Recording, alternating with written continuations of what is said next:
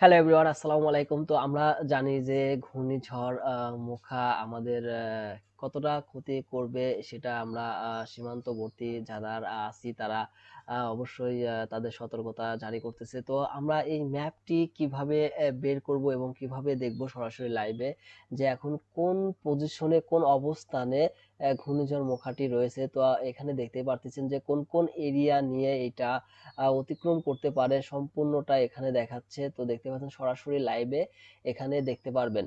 তো এখানে দেখতে পাচ্ছেন যে 12 তারিখে যেটা ফ্রাইডে, আজকে শুক্রবার, অর্থাৎ আজকে এই পজিশনে আছে। তো দেখতেই পারতেছেন যে এখানে কি রকম একটি ভয়াবহ হয়ে আছে এইটা।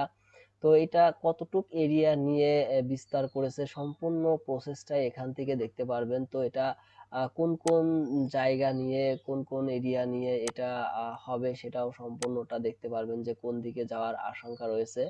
তো এটা বুঝতে পারবেন। তো এইটা কিভাবে বের করবেন সেটি আজকে আমি দেখাবো। তো এটা একটি সিম্পল ভিডিও, এটা বের করা খুবই সহজ। তো আমরা অনেকেই জানি না এটা। তারপরে এখানে দেখতে পারবেন যে 13 তারিখে কি রকম অবস্থা হবে, কত দূর যাবে। তো দেখতেই পাচ্ছেন যে 13 তারিখে কোন কোন এরিয়া। তো দেখতে পাচ্ছেন যে এটা ঢাকার দিকে, অলরেডি ঢাকার দিকে যাচ্ছে, ঢাকা বাংলাদেশ। তো আমরা দেখতে পাচ্ছেন যে এখানে বাংলাদেশ উজু এটার রোগ দেখতে পাচ্ছেন। তো এই দিকে যাচ্ছে। তো এটা আমাদের বাংলাদেশ।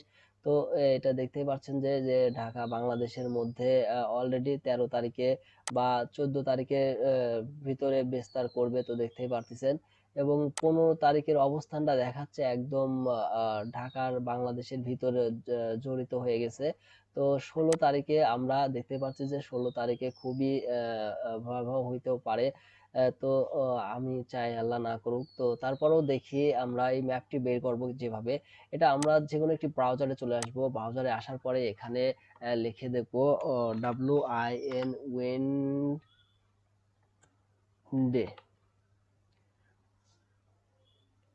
winde.com। তো এটা লিখে দেওয়ার পরে তো এন্টার করবেন। এন্টার করার পরে তো দেখতে পারবেন যে এটা সরাসরি আপনারা চলে আসছেন এরকম। তো দেখতে পারবেন যে কি অবস্থা করতেছে। তো এইভাবে আপনারা আপনারা মোবাইল থেকেও এটা দেখে নিতে পারবেন। তো কোন কোন পজিশনে আছে, কোন কোন অবস্থানে আছে এটা দেখে আপনারা বের করে দেখতে পারবেন এবং নিজেও সতর্ক হইতে পারবেন এবং অন্যকেও সতর্ক করতে পারবেন। তো এই ছিল আজকের ভিডিওটি। অবশ্যই ভালো থাকবেন এবং আমরা দেখব যে কি পরিমাণের ক্ষতিটা হয় এবং কোন দিকে যায়। আমরা আসলে সতর্ক থাকব। ধন্যবাদ সবাইকে। আসসালামু আলাইকুম।